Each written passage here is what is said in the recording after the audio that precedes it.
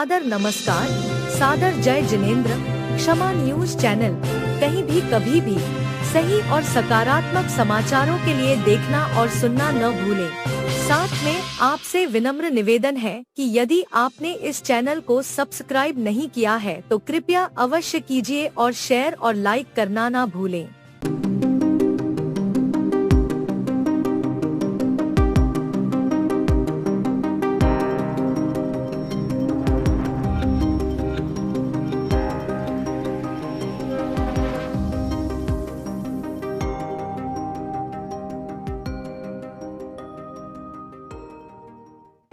सबसे पहले मैं भगवान महावीर की जयंती पर आप सबको बहुत बहुत बधाई और शुभकामनाएं देना चाहता हूं। कुछ दिन पहले मैं एक पुस्तक पढ़ रहा था जिसमें लिखा था कि भगवान महावीर अपने भक्तों को एक ऐसी दुनिया में ले जाते हैं जहां वे जीवन को समग्रता में जी पाते हैं और उलझाओं से भरे रास्तों पर सहज रास्ता खोज पाने में समर्थ हो पाते हैं तथा चिंतन की नई दिशा उनके सामने प्रकट होती है। भगवान महावीर को समझने के लिए सिर्फ उनके शब्दों को पढ़ना जरूरी नहीं है, बल्कि भगवान महावीर के आशीर्वाद रूपी समंदर में किसी भी व्यक्ति को छलांग लगानी होगी और उन्होंने जिस शिखर को छुआ था उसे देखना भी होगा और अनुभव भी करना होगा। मैं भगवान महावीर को हृदय से नमन करता हूँ और पंच नमोकार सूत्र से अपनी बात शुरू करना चाहता हूँ। नमो अरिहंताण, नमो सिद्धाण, नमो आयरियाण, नमो वज्रयाण, नमो लोए सब साहू। अरिहंतों को नमस्कार, सिद्धों को नमस्कार, आचार्यों को नमस्कार, उपाध्यायों को नमस्कार तथा लोक में सर्व साधुओं को भी नमस्कार। मित्रों, वर्तमान वैश्विक परिस्थिति में हो रहा बदलाव, विभिन्न राष्ट्रों के बीच बदल रहे संबंध तथा इंसान इंसान के बीच बदल रहे रिश्तों को देखने के बाद मैं भगवान महावीर को समय से बहुत आगे चलने वाला अत्यंत दिव्य महापुरुष मानता हूँ। वैश्विक उथल पुथल के बीच ऐसा लगता है कि भगवान महावीर हजारों वर्ष पहले इस धरती पर चले थे, लेकिन उनकी आवाज़ आज भी हमारे भीतर गूंज रही है और उनके उपदेश इतने स्पष्ट, साफ और सीधे हैं जैसे मानो वो इसी क्षण हमसे बात कर रहे हैं। नई पीढ़ी को शायद ये बात विचित्र लगेगी कि इतना प्राचीन व्यक्तित्व हमारे वर्तमान जीवन की समस्याओं को इतनी सटीकता से कैसे समझ सकता है। इसलिए मानवता को भगवान महावीर के विचारों में डूबना होगा। उन्होंने हम सबको एक प्रकाश रूपी मंत्र भी दिया है। धम्मो मंगल मुक्तिठम अहिंसा संयमो तवो देवावीतम नमन संति जस धम्मे सयामणो। उन्होंने कहा कि धर्म सर्वश्रेष्ठ मंगल है। सवाल ये उठता है कि कौन सा धर्म? तो भगवान महावीर कहते हैं कि अहिंसा, संयम और तप रूपी धर्म। जिस मनुष्य का मन इस धर्म में सदा संलग्न रहता है उसे देवता भी नमस्कार करते हैं। हर पीढ़ी के लिए यही भगवान महावीर की विरासत है और वसीयत भी। भगवान महावीर ने सिर्फ साम्राज्य का त्याग नहीं किया था, बल्कि अकूत धन और सारी सुख सुविधाओं को छोड़कर एक सन्यासी का जीवन अपनाया। उनके पास वो सारी सुख सुविधाएं थीं जो एक व्यक्ति चाह सकता है या कल्पना कर सकता है, लेकिन भगवान महावीर ने उन सबका त्याग कर दिया। उसके पश्चात भगवान महावीर ने कोई साम्राज्य कभी नहीं बनाया, बल्कि साम्राज्यों का मार्गदर्शन करने का काम किया। भगवान महावीर ने अपनी साधना का जो आशीर्वाद हम सबको सौंपा है वह इतनी गहरी और परिष्कृत है। वह केवल एक धर्म नहीं बल्कि आज के जटिल संसार में जीने के लिए एक पथ प्रदर्शक है, एक गाइड बुक है और मार्गदर्शिका की तरह काम करती है।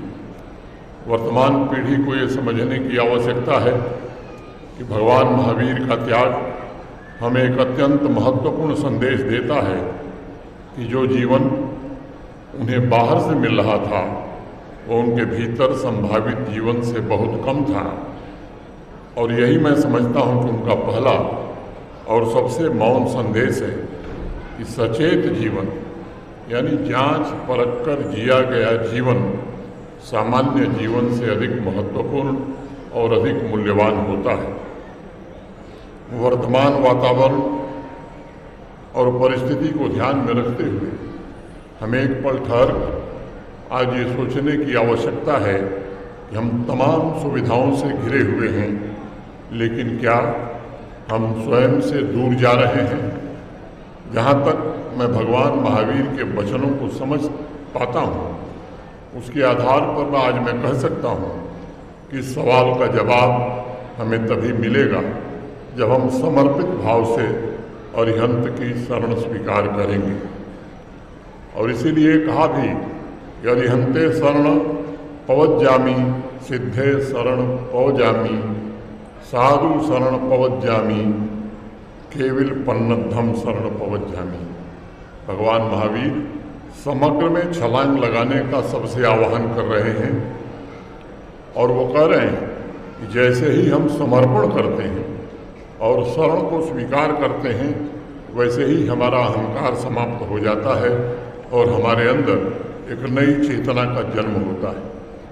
उनके क्रांतिकारी विचारों को समझने के लिए नई चेतना का जागृत होना ये बड़ा आवश्यक है। मैं भगवान महावीर के अहिंसा के दर्शन को मानव सभ्यता के सबसे महत्वपूर्ण और क्रांतिकारी विचारों में से एक मानता हूँ।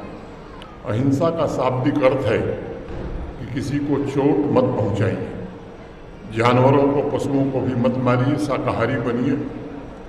लेकिन निजी तौर पर मेरी राय है भगवान महावीर की अहिंसा का दर्शन इससे कहीं अधिक गहरा था। उनके लिए अहिंसा केवल एक कर्म नहीं था बल्कि उसका विस्तार विचार, वाणी और भावना तक भी फैला हुआ था। आजकल नौजवान कई बार बहुत एग्रेशन में आ जाते हैं, बात बात में गुस्से में ऐसे शब्दों का प्रयोग कर देते हैं जो मन में महीनों तक चुभता रहता है। भगवान महावीर का दर्शन हमें सिखाता है कि वह भी एक प्रकार की हिंसा है। अगर किसी व्यक्ति का आप तिरस्कार करते हैं तब वह भी हिंसा का ही एक स्वरूप है। अगर हम किसी के दुख को देखकर अनदेखा कर रहे हैं तो वह भी एक प्रकार की हिंसा ही है। आज के वैश्विक वातावरण को देखकर आज बात ये कही जा सकती है कि शायद आज हम एक ऐसे युग में जी रहे हैं जहाँ शारीरिक सुरक्षा, व्यक्ति की सुरक्षा पहले से कहीं अधिक है, लेकिन मानसिक और भावनात्मक हिंसा अपने चरम पर पहुंच गई है।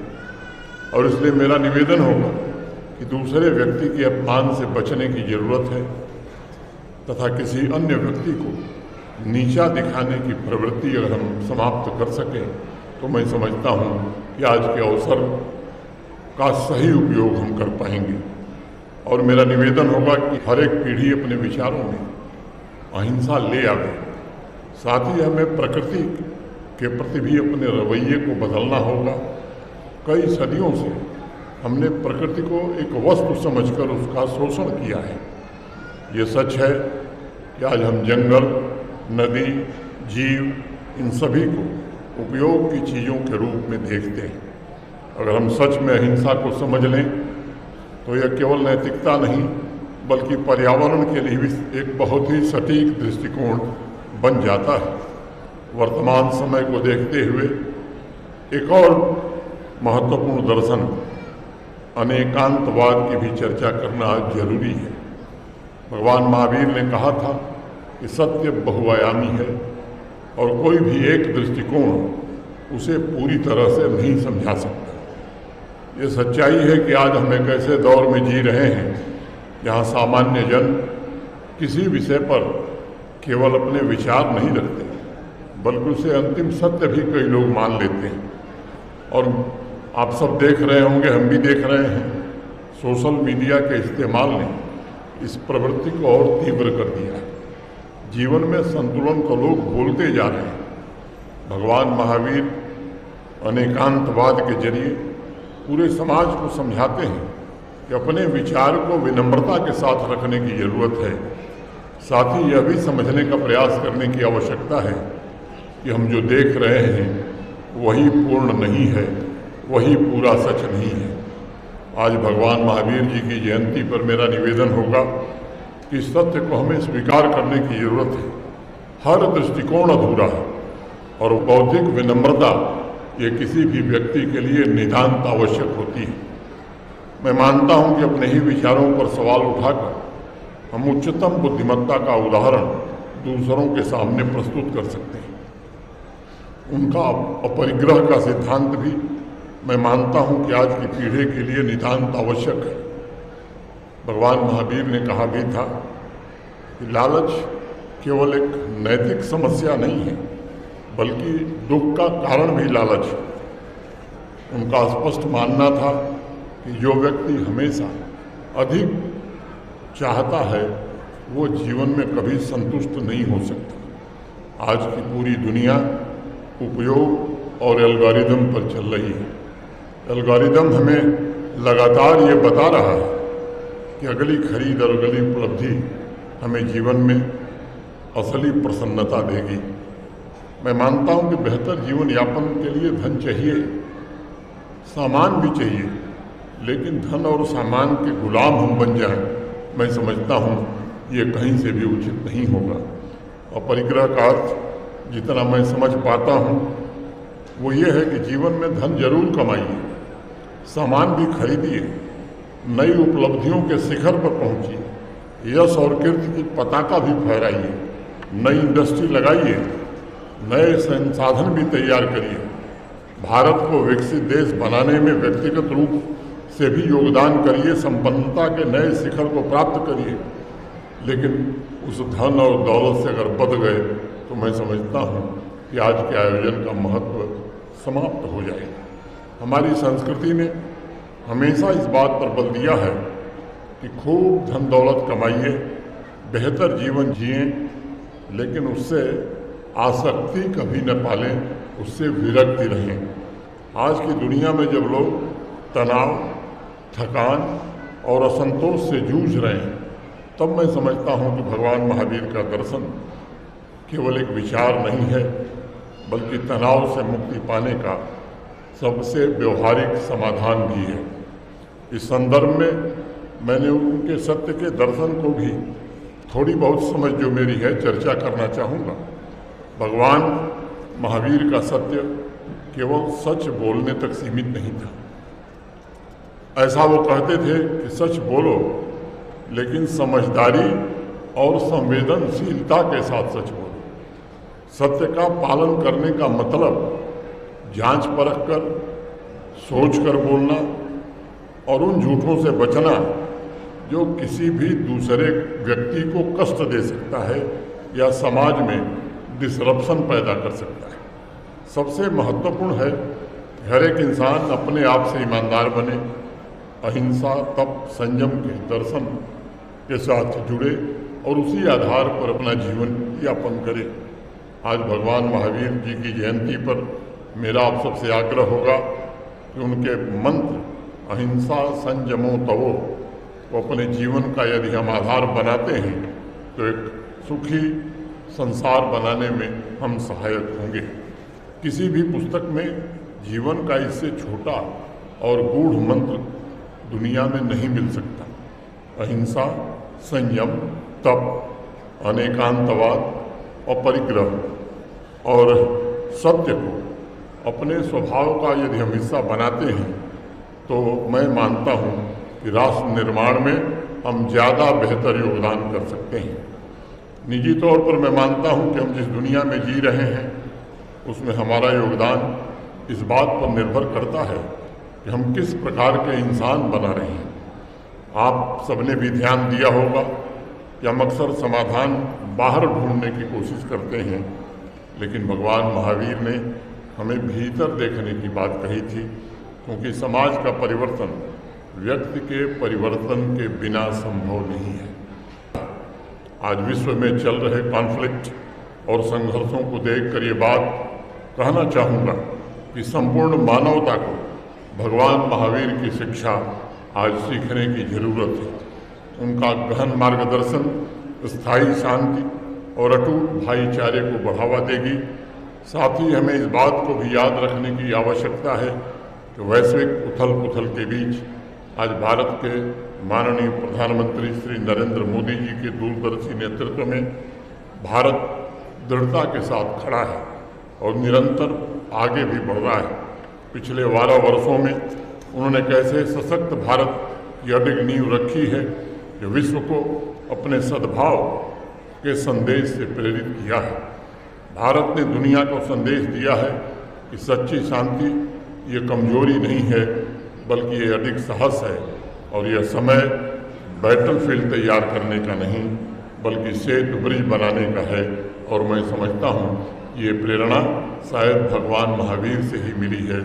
मैं एक बार पुनः आप सभी को भगवान महावीर जयंती की बहुत बहुत शुभकामनाएं देता हूँ और नवनिर्वाचित पदाधिकारियों को भी शुभकामना देता हूँ कि उनका कार्यकाल सुखद हो और अच्छे कार्यों को पूरे समाज में कर सकें। बहुत बहुत धन्यवाद। जय हिंद, जय भारत। क्षमा न्यूज चैनल देखने के लिए आपको बहुत बहुत धन्यवाद। सादर प्रणाम। सादर जय जिनेंद्र।